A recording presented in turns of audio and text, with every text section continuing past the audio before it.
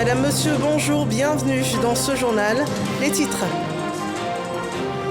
Les réformes administratives de la Côte d'Ivoire séduisent au-delà des frontières ivoiriennes. Le ministre togolais de la réforme du service public s'imprègne du fonctionnement du PAGS. Le projet est financé par la Banque mondiale. Il s'agit du projet d'amélioration de la gouvernance pour la délivrance des services de base aux citoyens.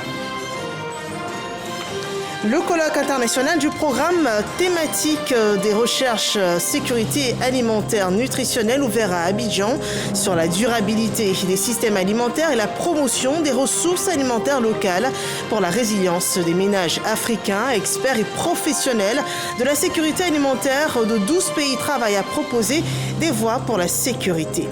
Succès Masra critiqué au Tchad après l'annonce du boycott des prochaines élections législatives et locales.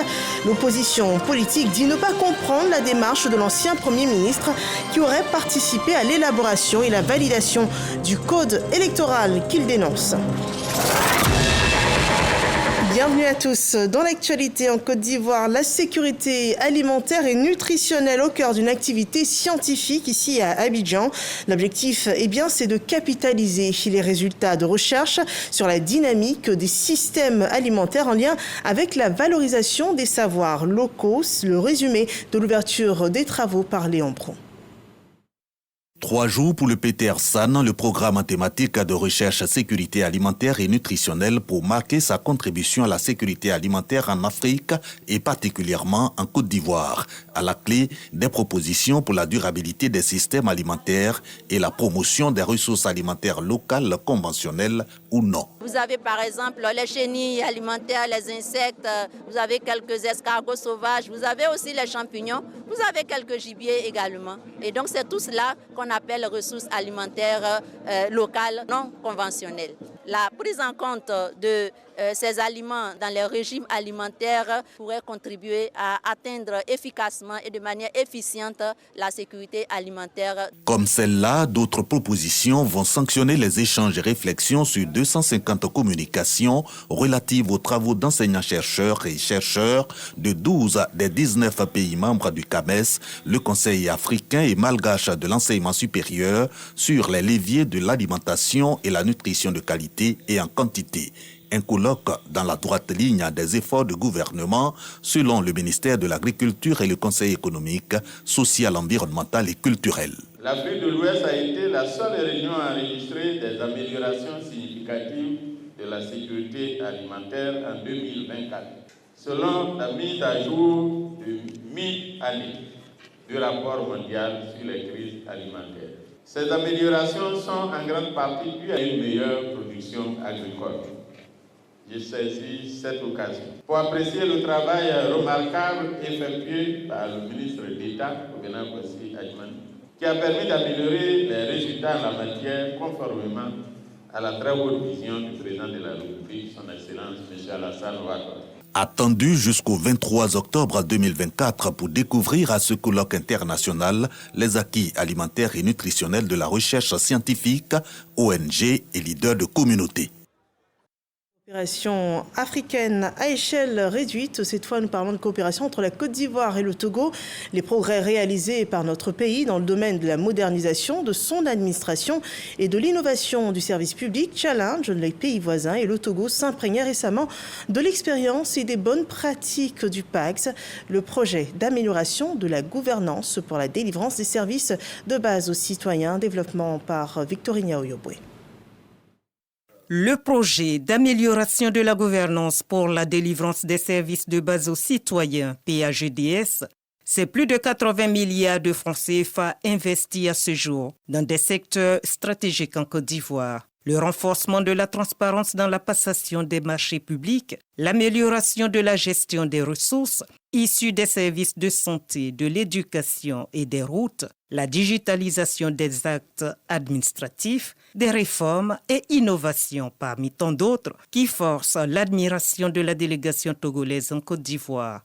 D'autant plus que le Togo vient de signer un projet similaire avec la Banque mondiale. Nous avons en Afrique l'habitude d'aller chercher ailleurs un certain nombre d'expertises, de nous inspirer de modèles étrangers alors que dans notre sous-région, il y a beaucoup d'expériences qui peuvent nous inspirer mutuellement. Et le président togolais, son Excellence Faure Gnassingbé, a souhaité que je vienne accompagner d'une délégation pour échanger avec nos frères de la Côte d'Ivoire, pour voir le cadre institutionnel et de gouvernance qui a été mis en place pour la bonne mise en œuvre de leur programme et également voir les difficultés, les défis qui se sont posés afin que nous puissions anticiper pour assurer la bonne mise en œuvre de notre projet de modernisation et de renforcement des capacités.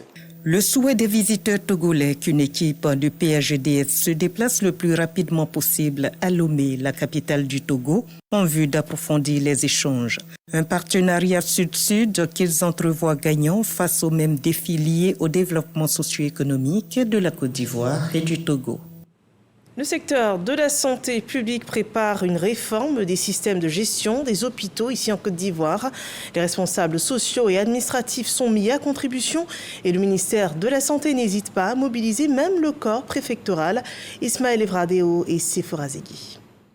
L'apport du corps préfectoral pour un accès à des soins de santé de qualité des populations. Point majeur de ces échanges entre le ministre de la Santé, de l'Hygiène publique et de la couverture maladie universelle et les préfets de région.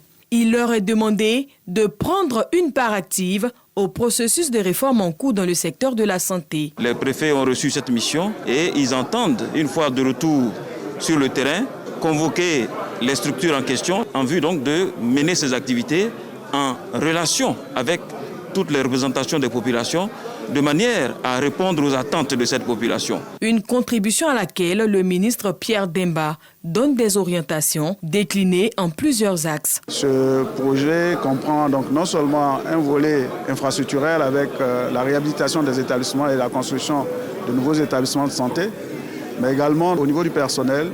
Il faut redéployer le personnel, donc les former en grand nombre pour que partout en Côte d'Ivoire, nous ayons le personnel de santé capable donc d'administrer des soins.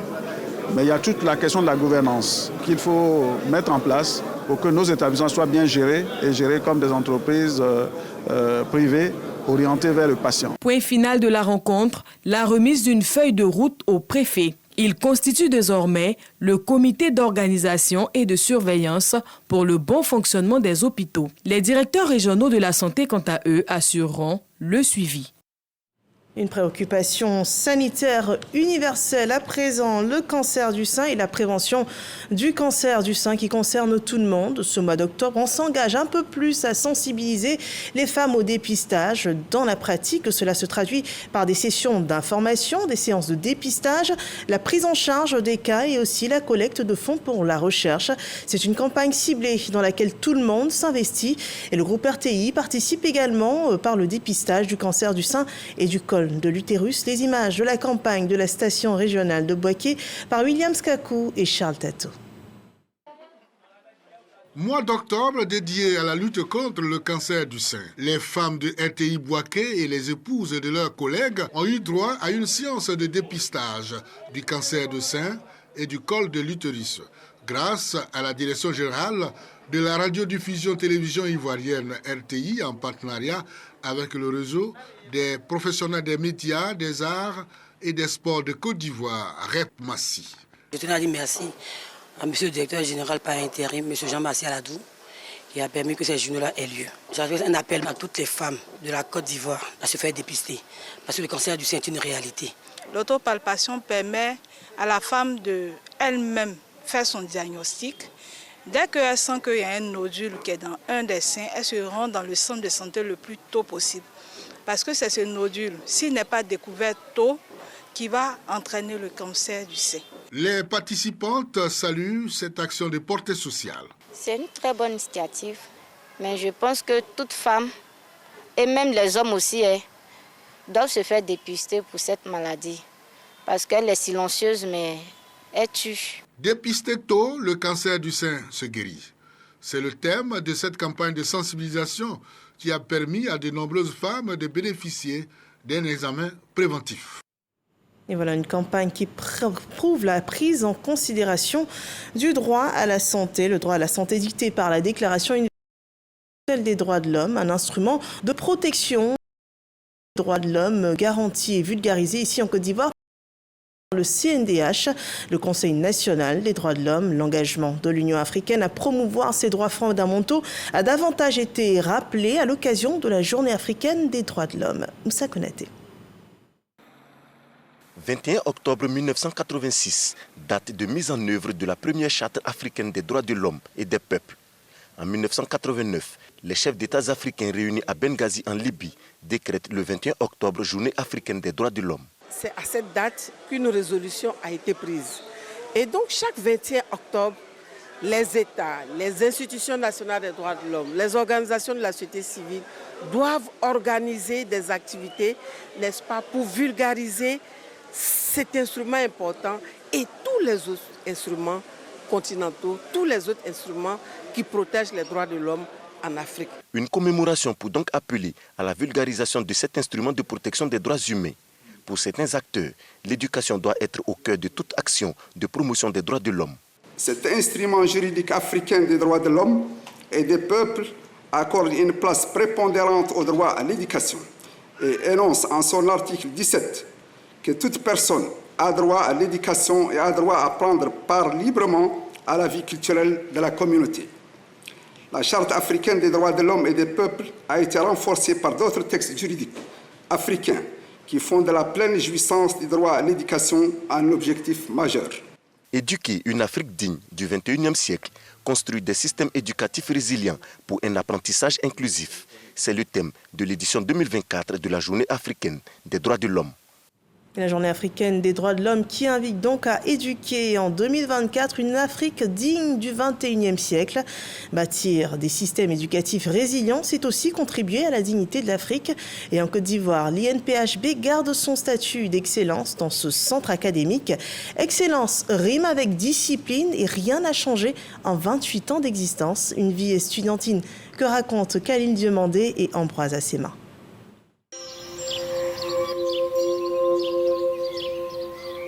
Les premiers rayons de soleil luisent sur la cité universitaire de l'INPHB, l'Institut national polytechnique Houphouët-Boigny de Yamoussoukro.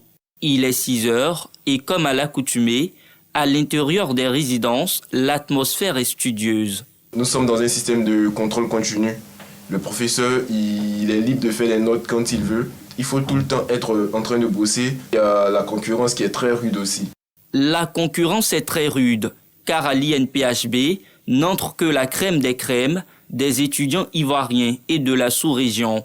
Porté sur les fonds baptismaux en 1996, l'Institut est constitué de 11 écoles avec près de 3800 apprenants recrutés par voie de concours. Presque tous sont boursiers, logés et nourris par l'État de Côte d'Ivoire. Ici, le credo c'est l'excellence et la discipline. Et cette discipline commence par l'assiduité. Avant le début des cours, chaque délégué s'assure que sa classe est au grand complet. Oui, ça va. Nous sommes en salle là, tu es à quel niveau? Je suis à l'entrée de l'école, comme ça, j'arrive. D'accord, d'ici 2 minutes, le professeur sera là, s'il te plaît, tu peux faire un peu vite. Étant donné que les heures d'absence sont sanctionnées par l'administration de l'INP, en tant que délégué, je m'assure que tout le monde soit présent avant 7h30 l'heure des cours. Dans cet institut, où sont façonnés les ingénieurs en aéronautique, en mécanique industrielle, en finance ou encore en mine et pétrole, la formation est intense et corsée. Pour tirer leur épingle du jeu, les apprenants n'ont d'autre choix que de cultiver l'ardeur au travail et la rigueur. Vraiment, une fois qu'on est ici, il y a une certaine prise de conscience en fait, qui nous amène en fait, à rester concentrés. C'est une école de référence qui va vouloir en fait, se faire envoyer. Donc c'est pourquoi il faut avancer, il faut bosser. Ce n'est pas facile, il faut le dire. La pression sur les épaules des étudiants, c'est énorme. Ce qu'on demande, il faut être discipliné. S'il n'y a pas de discipline, on ne peut pas travailler. C'est cet encadrement rigoureux de l'INPHB qui a séduit Keïta. Il est venu de la Guinée-Conakry pour se former en ingénierie minière. J'ai vu de la discipline ailleurs, mais pas comme à l'INPHB. À tous les niveaux, il y a la rigueur et l'organisation. Et donc, bénéficier d'un diplôme de l'INPHB, c'est vraiment une grande opportunité. Donc voilà pourquoi j'ai misé de venir à l'INPHB que de rester en Guinée. À l'INPHB, pas de place pour le laisser aller. encore moins pour les associations aux allures syndicales. La vie estudiantine est organisée par une sous-direction avec l'appui du BDE, le bureau des élèves. Alex Ebi, étudiant ingénieur en mini-carrière, en est le président. C'est vrai que les étudiants ont des requêtes, mais ils savent qu'il faut venir vers le bureau des élèves qui, nous, à notre tour, allons saisir l'administration d'une certaine manière dans la négociation et dans le respect. Parce qu'après, tu peux te retrouver dehors à cause d'un cas de violence. C'est toujours le dialogue ici entre étudiants et administration, il n'y a pas de confrontation. Les cas de violence, s'il doit en avoir, on ne rigole pas avec. Donc ça fait que les enfants vraiment connaissent leur place. Sur le campus, chaque polytechnicien est tenu de refléter l'exemplarité dans ses actes. La direction générale attache du prix au savoir-vivre et au savoir-être. Régulièrement, Fofana, le chef du service hébergement, effectue des visites inopinées dans les cités universitaires. Question de s'imprégner de l'état des chambres. Quand on octroie une chambre à un étudiant ou une étudiante, on essaie de les responsabiliser. S'ils ne prennent pas soin des chambres et que les chambres sont délabrées, les générations à venir auront des problèmes. Autant les pensionnaires prennent soin de leur cadre de vie, autant ils s'évertuent jour après jour à bonifier leur intellect. Lorsqu'ils ne sont pas en classe, la bibliothèque reste pour beaucoup d'entre eux un espace privilégié. Quand je ne comprends pas une notion de cours, je viens à la bibliothèque pour avoir une meilleure idée de ce qu'on a abordé en classe. Pour fuir la distraction, je me retrouve ici. Je m'entoure aussi de personnes qui sont concentrées. Donc ça m'aide à vraiment maximiser, optimiser le temps. Cette vie estudiantine, faite de rigueur et de discipline, forge au fil des années la renommée de l'établissement. L'INPHB est classée en 2024 deuxième meilleure université en Afrique francophone. Une notoriété qui réjaillit sur l'insertion des diplômés. On a plus de 90-95% de taux d'insertion de nos diplômés quand on fait les sondages 6 mois après leur diplomation. Et puis quand on fait le sondage 12 mois après leur diplomation, on est à 100% de taux d'insertion. Avec cette image de prestige, pas question de tolérer les écarts de conduite. On forme des étudiants qui vont aller en entreprise et une fois en entreprise, sont ambassadeurs du label INPHB. Donc, des cas d'indiscipline, ça réjaillit sur l'ensemble de la communauté. Donc, c'est pour cela que ce sont des points sur lesquels on ne transige pas. À la tombée de la nuit sur le campus, un couvre-feu s'impose aux étudiants de 22h à 6h du matin. Les jeunes cracks se réunissent par petits groupes pour plancher sur les devoirs les plus complexes. C'est plus les boss en groupe qui nous arrangent beaucoup.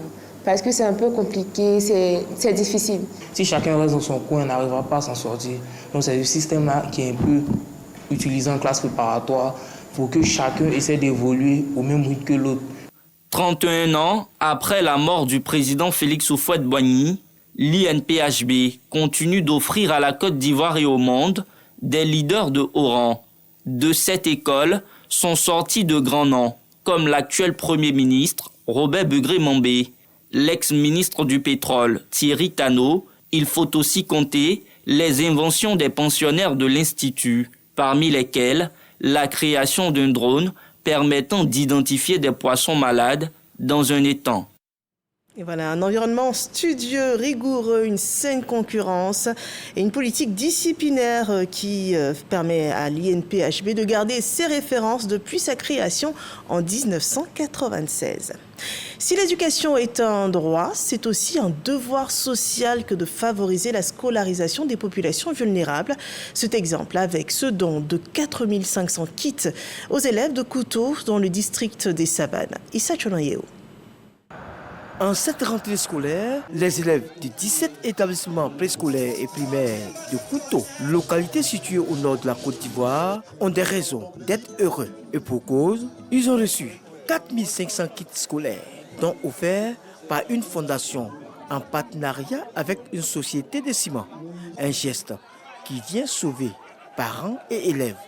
Au nom de tous mes camarades de la commune de Kouto, pour traduire notre gratitude à l'endroit des entreprises Big Sim, Atlantic Group et Fondation Kelemou pour ce don de kits scolaires très précieux qui nous soulage ainsi que nos parents. Nous sommes très ravis d'avoir reçu ces kits-là qui vont permettre aux enfants de vraiment débuter l'année scolaire et aussi soulager aussi les parents d'élèves. Pour les donateurs, offrir des kits scolaires à des élèves, c'est investir et garantir l'avenir des jeunes. Investir dans l'éducation, c'est construire sereinement l'avenir. Nous voulons, dans notre fondation, donner le top départ à toutes les sensibilités, aux étudiants, aux élèves, aux familles, aux différentes sociétés, à s'intéresser un tant soit peu au développement africain. Outre les cahiers et livres offerts, un don de non-vivres a également été fait aux populations de Kouto.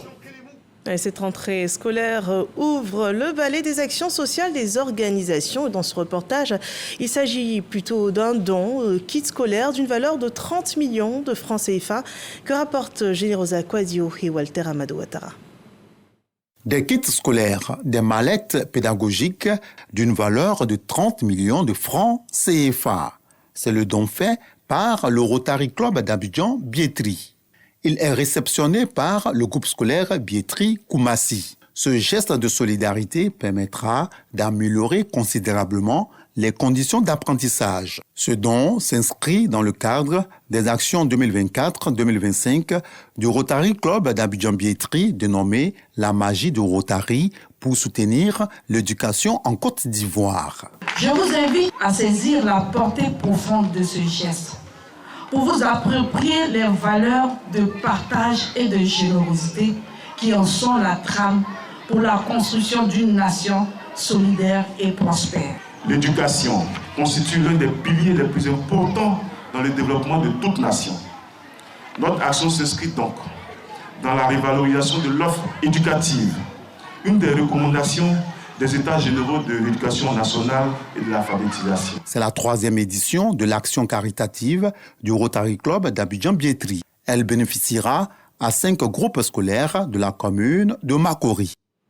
Nous parlons à présent de préservation de l'environnement avec la protection de la réserve de Bandaman. Partons pour cela à Bondougou où se tient un atelier pour la validation d'un protocole de suivi écologique de la réserve de faune et de flore du Haut-Bandama.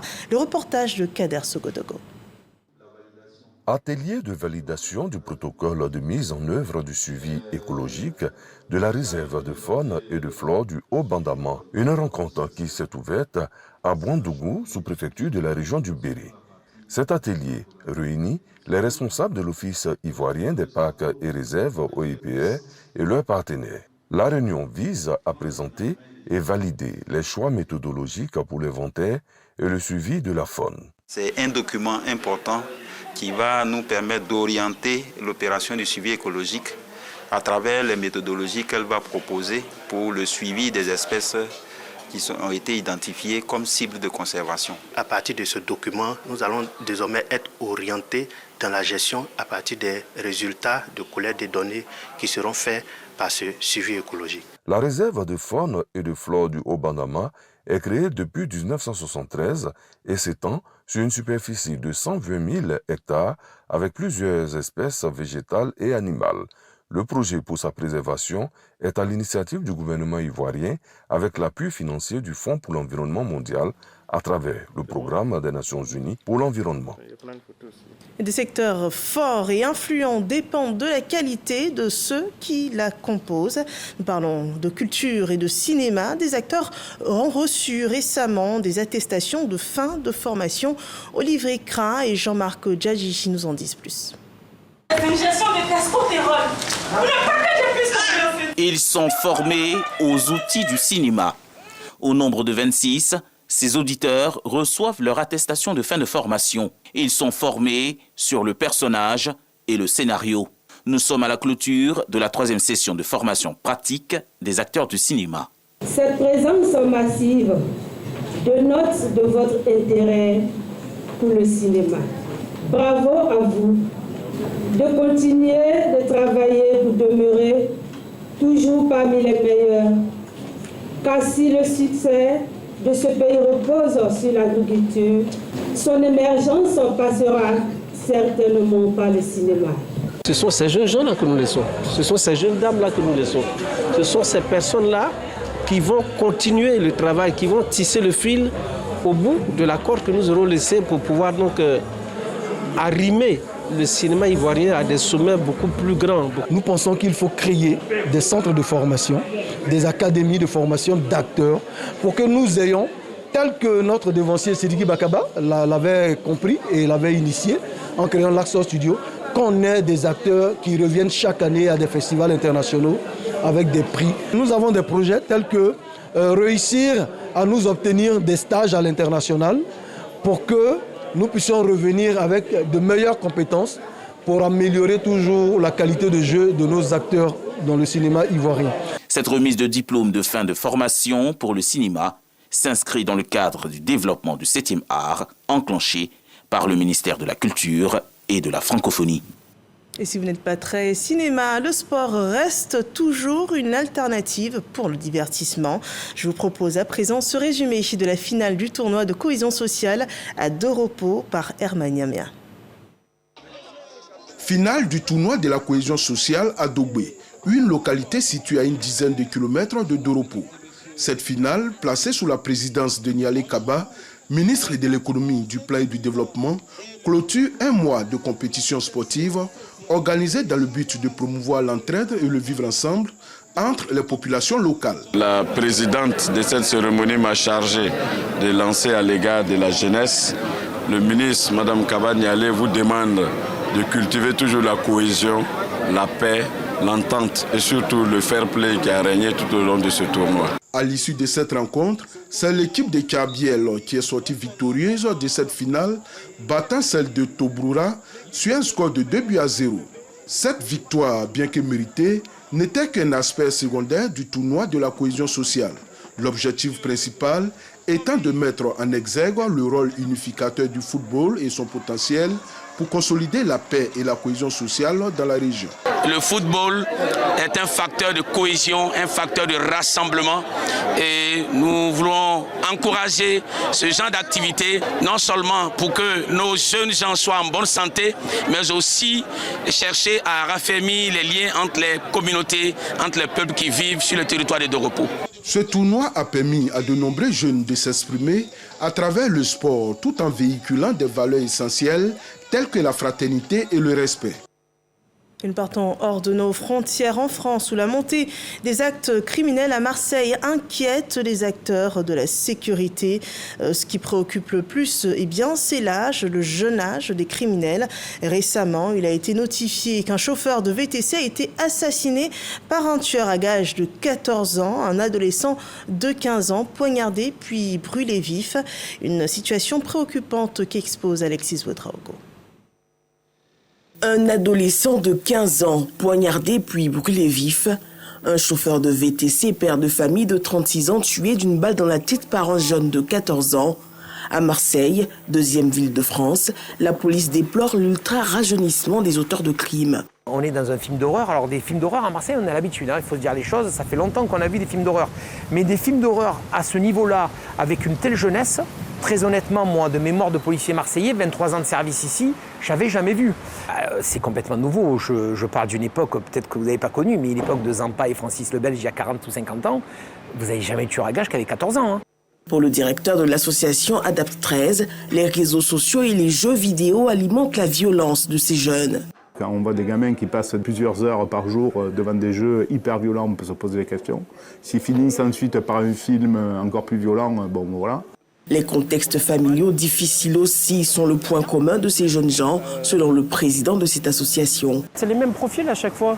Des jeunes qui sont très jeunes, des jeunes qui ont des histoires de famille particulières, où parfois on a de l'abandon de la part des parents, ou parfois il y a des scènes traumatisantes dans leur enfance. En tout cas, c'est ce qu'ils racontent, ces jeunes. Je crois que le jeune de 14 ans racontait des scènes de maltraitance à la maison, où sa maman lui répétait « tue avant qu'on te tue dans la vie ». Enfin, à chaque fois, c'est le même profil, quoi.